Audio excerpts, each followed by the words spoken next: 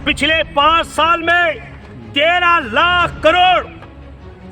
लाख करोड़ रुपए का कर्ज माफ किया गया है बड़ी कंपनियों के। 166 लोगों के पास देश की आधी आबादी से ज्यादा धन है, उनकी झोली में मोदी ने भर दिया।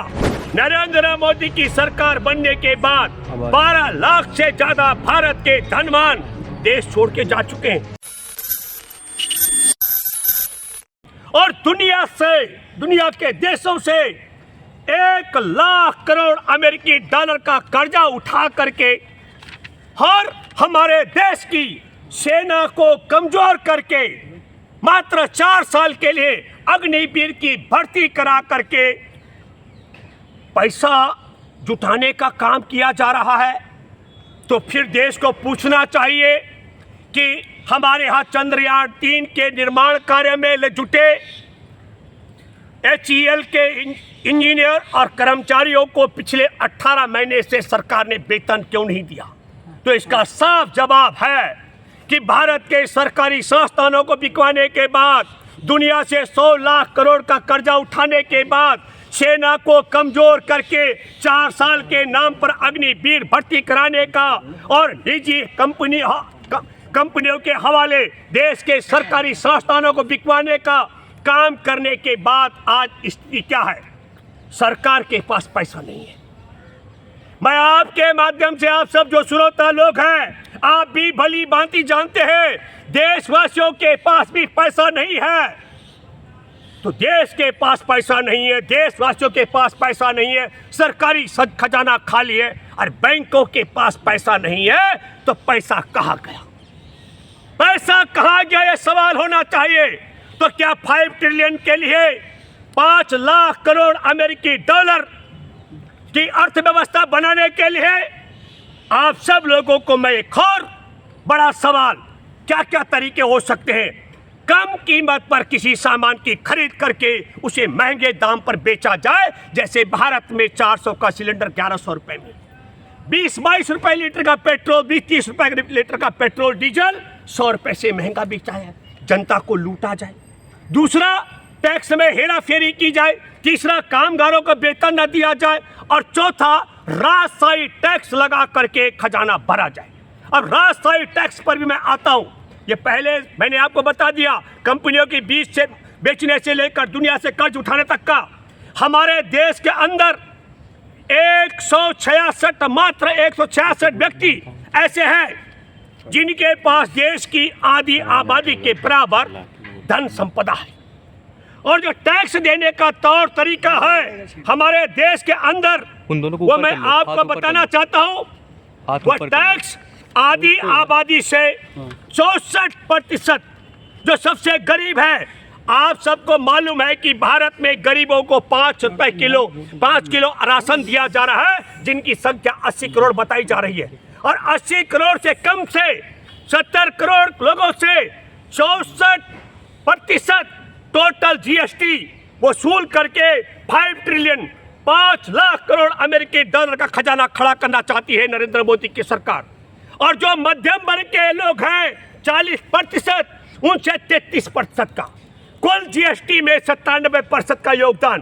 और फिर मैं वापस कर रहा हूं आपको, 166 लोगों के पास देश की आधी आबादी से ज्यादा धन है, उनकी झोली में मोदी ने भर दिया। और तब 10% धनवानों से मात्र जो टैक्स लिया जाएगा वह 3% है।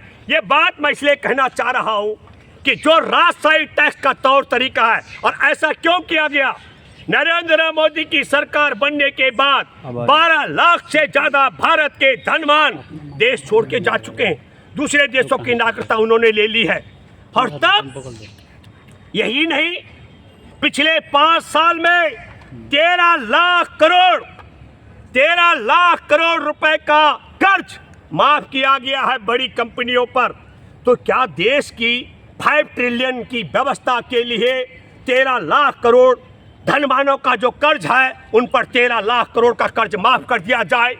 गरीब से गरीब, सबसे गरीब लोगों से देश में GST का 64% वसूला जाए, मध्यम वर्ग से 33% वसूला जाए, और धनवानों पर मात्र 3% का टैक्स लगा करके ये 5 ट्रिलियन की व्यवस्था को कायम करने के लिए, या दुश्मन देश चीन, उसके पार्टनर साझेदार अदानी के हाथों बंदरगाह, एयरपोर्ट, रेलवे लाइन, हथियार बनाने की कंपनियां, इन्हें बेचकर 63 अरब अमेरिकी डॉलर का जो योगदान है अदानी के पास चीनी दुश्मन देश के नागरिक का है।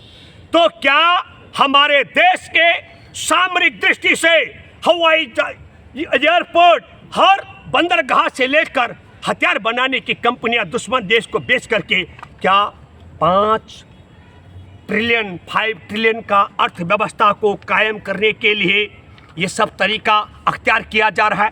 मैं एक और बड़ा उदाहरण, अभी जो कैग की रिपोर्ट आई है उस पर भी आपका ध्यान दिलाना चाहता हूँ। तो कैग की रिपोर्ट भी बहुत पहले तो हमारे को देखना पड़ेगा। कैग की रिपोर्ट में जिस तरीके से सड़क परिवहन मंत्री नितिन गडकरी पर एक बड़ा आरोप लगा कि मात्र 18 करोड़ समथिंग की जो सड़क बनने वाली थी उस पर कई गुना ज़्यादा पैसा 251 करोड़ रुपए प्रति किलोमीटर के हिसाब से खर्च किया गया। ये सोचना पड़ेगा कि नितिन गडकरी को ही टारगेट क्यों बनाया गया है। और इसी तरीके से स्मृति ईरानी के मंत्रालय में भी फर्जी छात्रवृत्ति का, लेकिन मैं ये फिर कहना चाहता हूँ आपके माध्यम से, जो कैग के चीफ हैं मिस्टर जगदीश चंद्र मुर्मू, वह व्यक्ति शुरुआती दौर से मुख्यमंत्री नरेंद्र मोदी के खासम खास हैं। पर एक और मैं रुचि की बात करना चाहता हूं डॉक्टर मनसुख मांडविया के संदर्भ में, क्योंकि मैं स्वयं आयुष्मान कार्ड की एक पीड़िता को मिलने उसके घर गया था। उसके पास आयुष्मान कार्ड होने के बावजूद उसका इलाज नहीं हुआ था। कितना बड़ी रोचक बात है कि एक मोबाइल नंबर है 999910 बार और उस पर 7,49,820 आयुष्मान कार्ड वाले लाभ ले रहे हैं। कैसे संभव हो सकता है इतना वीआईपी नंबर? 9999 अगर हम गिनती करें 10 बार, और इसी तरीके से एक और नंबर है वीआईपी नंबर 8 को 10 बार अगर हम करेंगे तब उसमें 1,39,000 आयुष्मान कार्ड रजिस्टर्ड और लाभ ले रहे हैं। और तीसरा नंबर है 9 के बाद 9 बार 0 लगा देंगे, उस पर 96,046 आयुष्मान कार्ड रजिस्टर्ड है। और मैं जिक्र करना चाहता हूँ आयुष्मान कार्ड में 3 अप्रैल 2023 की घटना, दलित परिवार की महिला सुक्कू देवी जो ग्राम जगह थी टिहरी गढ़वाल उत्तराखंड की, मैं उसके घर गया। उस महिला का एक्सीडेंट हुआ, वह अपने पशुओं के लिए घास लेने के लिए गई हुई थी, घास की गठरी उसके सर पर थी, स्लिप हो गई, पैर फ्रैक्चर हो गया।